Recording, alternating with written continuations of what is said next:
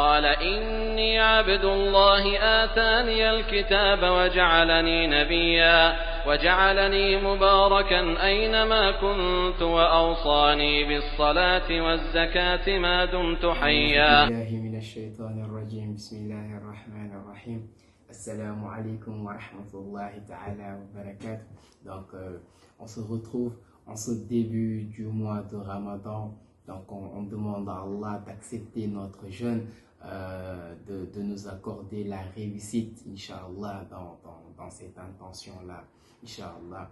Donc, ce mois, c'est un mois pas comme les autres. Donc, il ne faut pas déjà qu'on entame ce mois comme on serait dans n'importe quel mois. Il faut qu'on sache que ce mois, c'est un mois béni. C'est un mois où Allah, il nous appelle à l'adoration. Il nous appelle à plus d'œuvres salutaires. Il nous appelle à augmenter. Si on faisait un, Allah, il veut que nous fassions 10 pendant ce mois. Voici l'objectif du mois de Ramadan.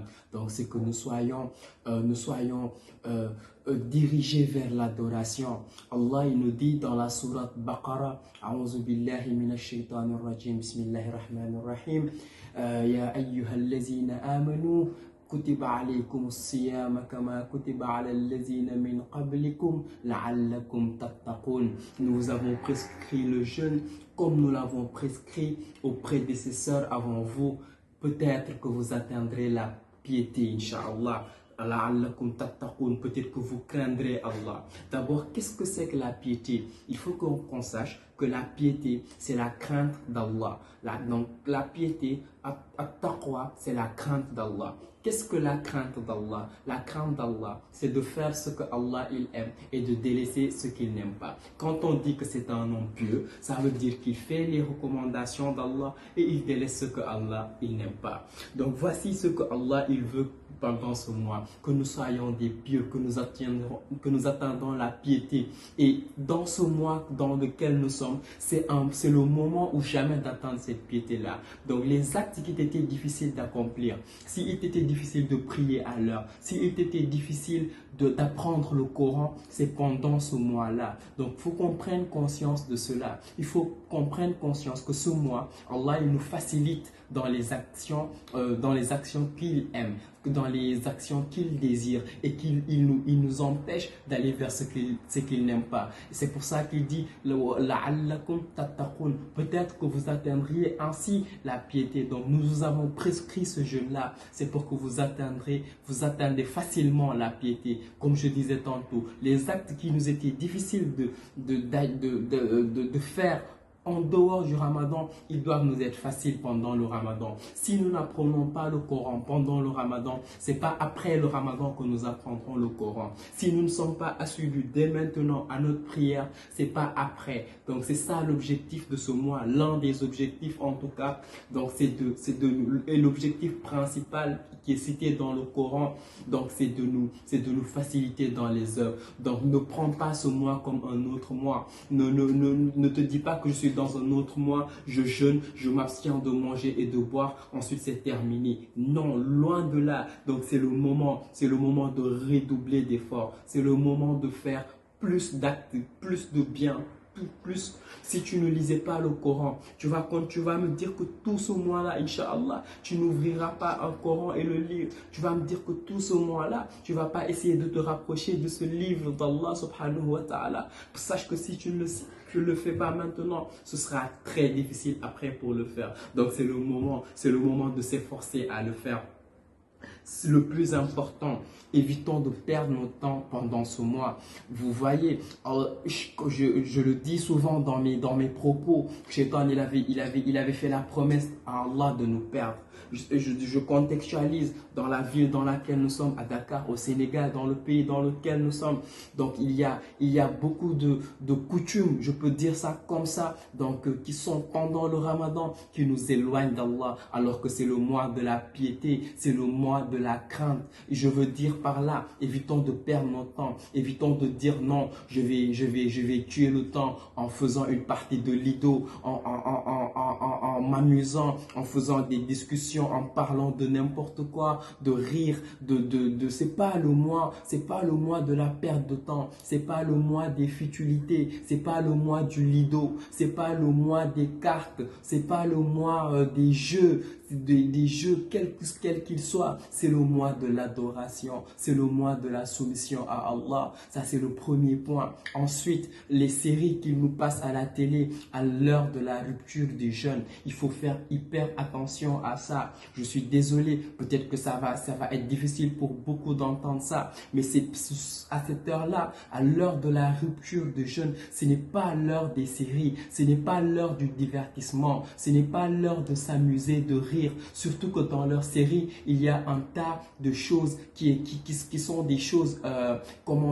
qui sont des choses impudiques. Ils promouvoient l'impudeur. Je suis désolé, mais c'est ce qui se passe. Ils nous font rire, ils promouvoient l'impudeur. Et c'est pas à cette heure-là.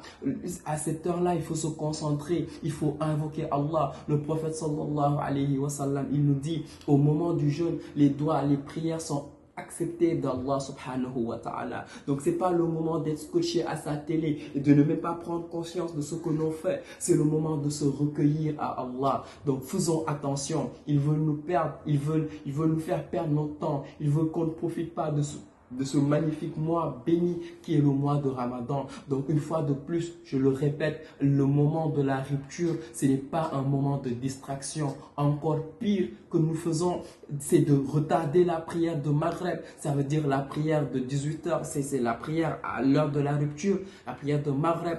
Pour ces séries-là, pour suivre une série à la télé, tu retardes la prière, subhanallah. Pendant ce mois, Allah il nous dit, je vous ai prescrit ces jeûnes, c'est pour que vous me craigniez. C'est pas pour que vous vous divertissiez, c'est pour que vous me craigniez, Inch'Allah. Donc il faut qu'on se réveille, il faut qu'on ne se laisse pas, on n'a pas le droit de se laisser faire, on n'a pas le droit de se laisser perdre par ces gens-là qui veulent nous éloigner de l'essentiel. Une fois de plus, c'est le mois de l'adoration, c'est le mois du sérieux, c'est le mois de l'apprentissage du Coran. Tous les actes qui nous étaient difficiles en dehors de Ramadan, on doit être ferme à les commencer dès maintenant, Inch'Allah. Voici ce qu'il y a à faire. La série qui se passe, si tu ne peux pas t'empêcher de la suivre, suis-la sur ton smartphone, mais à une autre heure, après les tarawih, après les nawafil de la nuit, ou bien quand tu seras au lit. Suis-la à ces moments-là si tu ne peux vraiment pas t'en empêcher. Mais l'heure de la rupture, ce n'est pas l'heure du divertissement, ce n'est pas l'heure de rigoler, ce n'est pas l'heure de dire du n'importe quoi, encore moins de suivre à la télé des femmes qui sont dénudées, qui n'ont pas de tenue décente. Ce n'est pas le mois de cela, c'est le mois de l'amour, de l'adoration et de la soumission à Allah. Nous l'avons prescrit, nous vous l'avons prescrit comme nous l'avons prescrit à ceux avant vous pour que vous atteigniez la piété, Inch'Allah. Donc c'est un mois donc, où, Inch'Allah, il nous est demandé d'atteindre la piété, de craindre Allah, d'être soumis à lui, pas pour se divertir. Bien sûr, on n'interdit pas le divertissement, mais quand même, mettons les priorités d'abord, Inch'Allah. Donc on demande à Allah de faire que ce soit un mois béni, un mois qui nous servira, un mois qui nous permettra de nous rapprocher de notre Seigneur subhanahu wa ta'ala, d'aller à lui, de se souvenir de lui. Nous avons été descendus sur cette terre, c'est pour adorer Allah subhanahu wa ta'ala. Donc, et le mois de Ramadan, c'est le mois qui nous facilitera dans les actes d'adoration. C'est un mois venu pour nous faciliter dans les actes d'adoration et pour nous éloigner des choses qu'Allah n'aime pas. Un dernier dans Al-Bukhari, dans le Sahih de Al-Bukhari, Abu Huraira, il nous rapporte, le prophète sallallahu ta'ala alayhi wa sallam, il dit, Allah il n'a que faire de ta soif et de ta faim si tu ne t'abstiens pas de dire des grossièretés, si tu ne t'abstiens pas de mentir et de dire des choses malsaines ou même de les mettre en pratique. Donc c'est pas juste le fait de s'abstenir de manger et de boire. Allah il ne veut pas de ça si tu ne jeûnes pas intérieurement, si si ta parole, si tes actes ne jeûnent pas, ça n'en vaut pas la peine. Ce n'est pas le mois de la perte de temps, ce n'est pas le mois de l'amusement, mais c'est le mois de l'adoration. Et c'est comme ça que nous serons heureux, et c'est comme ça que nous serons bien, et c'est comme ça que nous profiterons largement de ce mois. Et c'est là où nous bénéficierons de la miséricorde d'Allah, c'est là où nous bénéficierons de l'exemption du feu de l'enfer. Inch'Allah, je demande à Allah de faire de ce mois un mois béni, un mois dans lequel nous œuvrerons pour le bien, un mois dans lequel nos âmes s'éduqueront, un mois dans lequel nous évoluerons dans notre religion, Inch'Allah, et qu'Allah mette la bénédiction, qu'Allah accepte nos jeûnes et qu'Allah pardonne nos manquements. Subhana rabbika rabbil izzati amma yasifun wa salamun ala al-mursalin walhamdulillahi rabbil alamin. إن الذين قالوا ربنا الله ثم استقاموا تتنزل عليهم الملائكة ألا تخافوا ولا تحزنوا وأبشروا بالجنة